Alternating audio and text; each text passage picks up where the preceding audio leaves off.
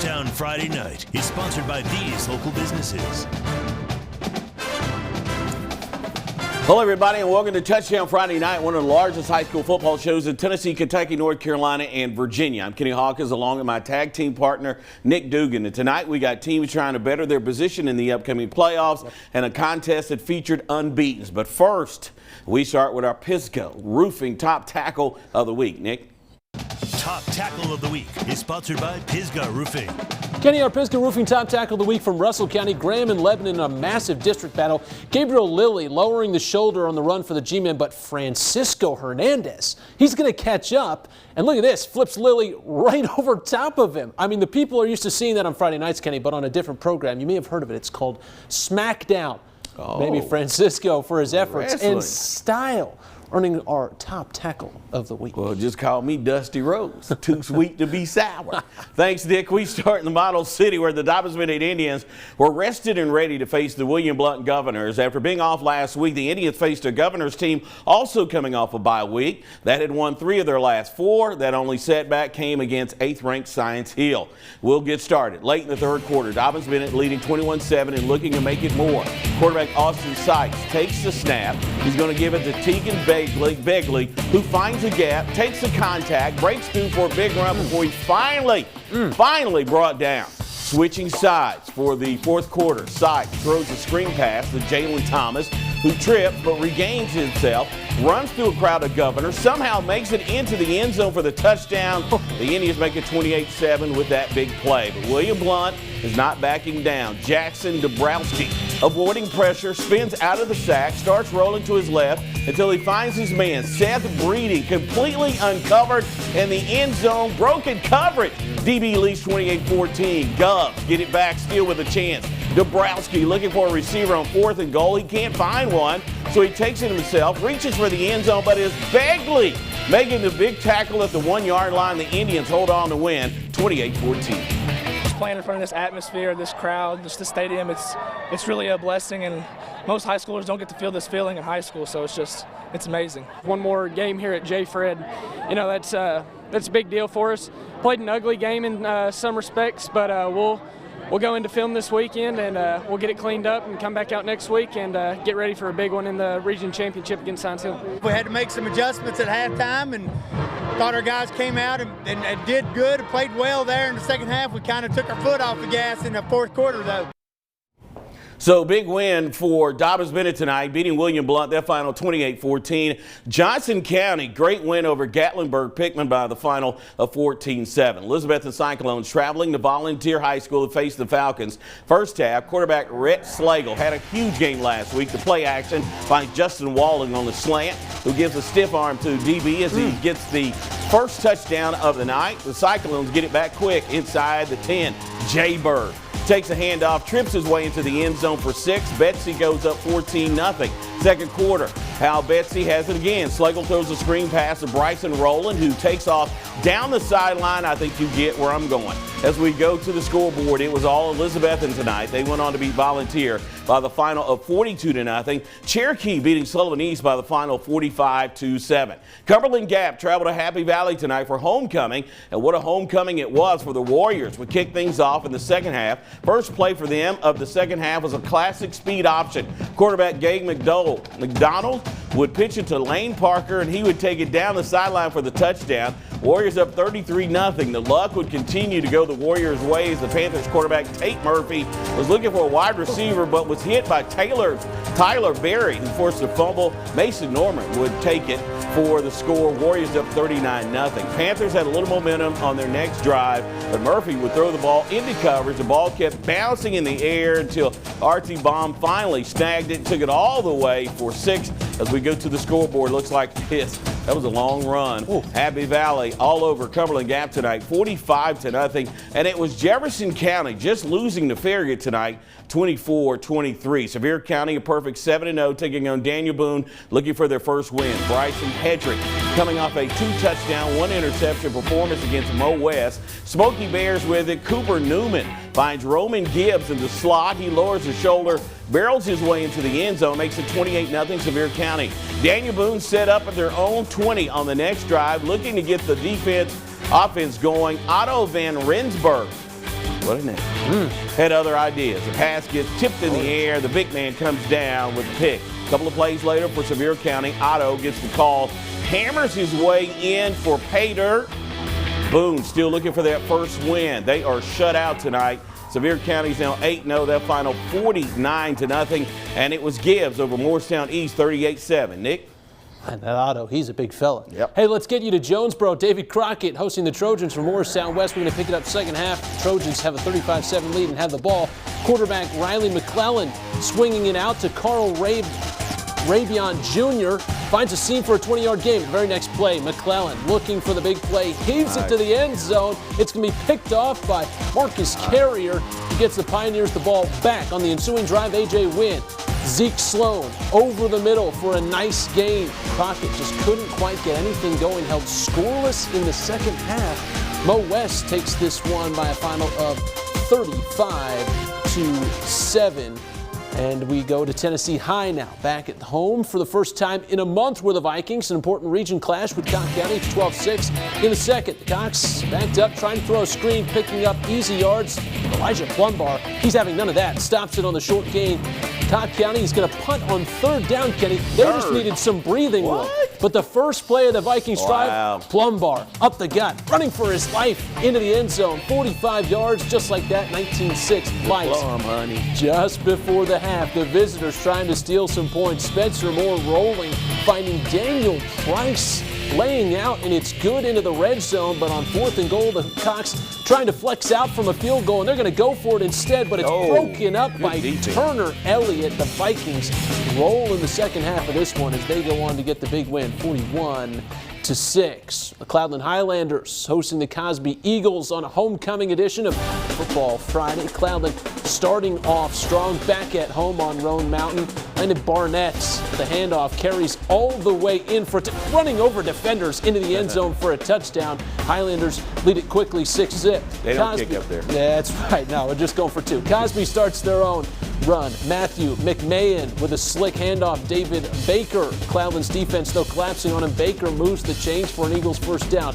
McMahon's going to find Devontae Wigfall downfield. Wigfall off the tip drill. Go, Wiggy. Oh, man, off the tip drill. It's Wigfall in for a Cosby touchdown. Cosby walks away with a win tonight. Close 27-26 is your final there. All right, when we come back, we'll finish off games in Northeast Tennessee before making a run to the Southwest Virginia border. But first, Tennessee High Marching Band. Take us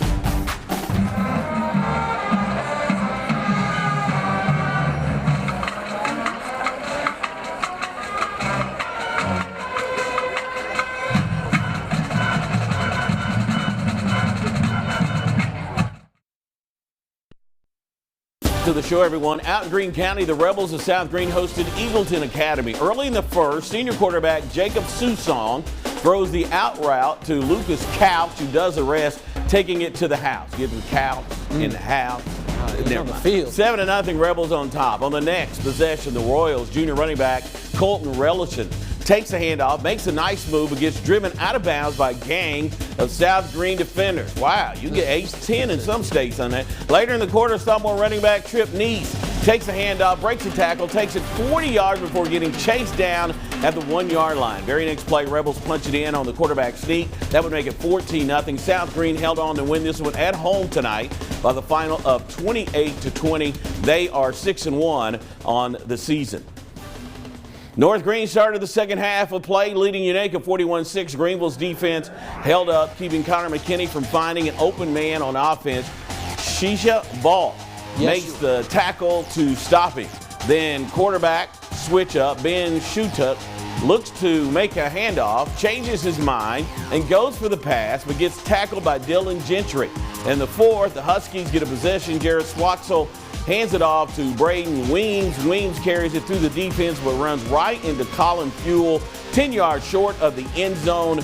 North Greene all over Unaka tonight. That final 44-6. Nick?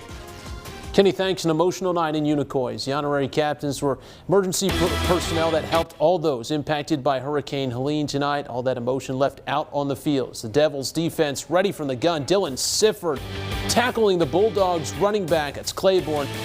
Caden Love in the backfield. Devils would stop the Bulldogs on 4th down. Now it's the offense turn. Branson Saltz taking off, handoff down the middle, now bounces it outside, takes it down the sideline, puts the Devils in 1st and goal. Next play, Nehemiah Campbell takes the handoff and gets the first score of the game. The Devils up early, 7-zip. Another drive stall for the Bulldogs and quarterback Colby Jones. How about a pump fake wide open to his receiver, Coda Cutlet, for the touchdown. As we go to the board, Unicoi County, a big and, as we mentioned, emotional win back at home tonight, 42-13. Originally scheduled for a bye week, West Ridge, but, well, they wanted to get 10 games in, Kenny, so they welcomed in West Greene tonight. Early 4th quarter, Wolves lead at 52-zip. Buffs carrying it around the edge. The ball pops right out and into the hands of Braylon Vance. Johnny on the spot. Nice return down to the red zone. The Wolves looking to run, but Jaden Ray is waiting in the hole and rips down the back for just a short gain. A nice play there on defense. But the offense, well, they line it back up. They're going to run it again, and this time freshman Sam Rushing. It's in the name, Kenny. Gets in there for 6. The Wolves grab a big win tonight. How about the freshman getting that touchdown there? 58-zip is your final. Hey, that's 10 down, still 4 more to go as we head to Southwest Virginia, where unbeaten's Graham and Lebanon locked horns. First, the Honaker cheerleaders to help take us to break.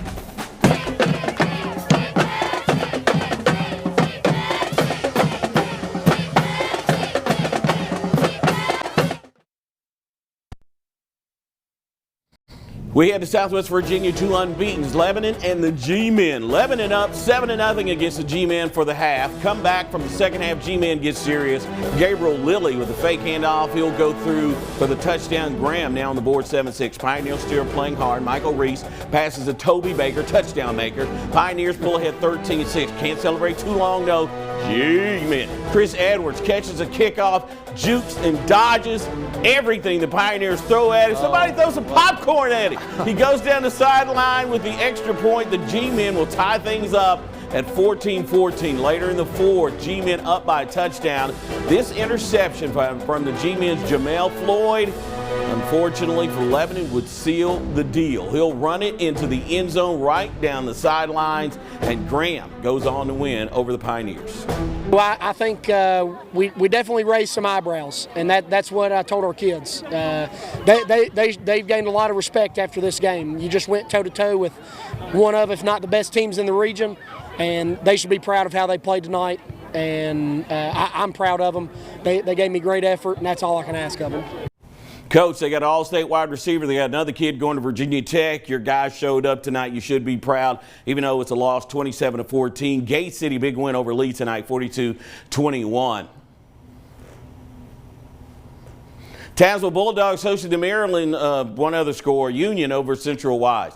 Scarlet Hurricanes tonight in the first quarter. Hurricanes with the ball. Colton Branson tosses it to Brody Witt, and he's got room to run. He'll pass midfield with ease, finally taken down around the Bulldogs' 30-yard line. Marion in the red zone now, just a few yards from pay dirt. Branson takes it with the quarterback keeper. Touchdown, Scarlet Hurricanes. Second quarter now. Marion on offense. Branson fakes a handoff, and the ball is loose. 3 Bulldog defenders pounced right on it, all 3 of them. Tazewell, red zone now. Carter Creasy takes the lead with another rushing score on the season, barely touched, as he makes his way into the end zone. Tazewell goes on to win tonight by the final of 31-7 over Marion. Nick? Ridgeview over John Battle tonight, 55-zip as well. Hey, homecoming at Virginia High, welcoming Southwest District rival Richlands, the Blue Tornado, punting on their first drive. Beware Davey Woolen on the block. Caden Lewis going to fall on it. The Bearcats are in good field position from the jump. First play for script. First play. Elijah Burks parting the seas, 30 yards. The young man nearly untouched into the end zone. A little stiff arm at the end. 7-zip, Virginia High. Next drive, Richlands can get a little something going. Picking up a first down here. A little quarterback keeper rumbling in there, but they punt soon after, and the Bearcats, well, backed up. But Keyshawn Smith, he's going to fix that, Kenny. Jet sweep, finds the edge. I got news. You're not catching him. Yeah. A is into the end zone. The Bearcats roll tonight, 48-12. Is your final. Grundy over Hurley this evening, 27-zip. Further into Russell County we go. Narrows, the Green Wave taking on the Honaker Tigers. Narrows hitting first.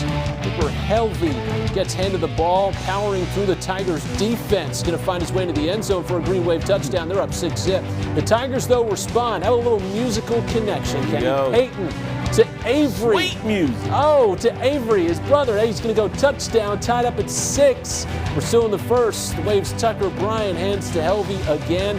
He's going to squeeze through an opening, breaks a couple arm tackles. It's 13-6. Visitors, Tigers, still at it. Music, this time to Jackson Dye over the middle and scoots on in. It's 14-12. This one was tight. I mean tight, but Honaker goes on to get that win tonight, 40-35. Thomas Walker over Twin Valley, 33-8. Some more scores out of Virginia for you this evening. George Wythe over J.I. Burton, 40-13.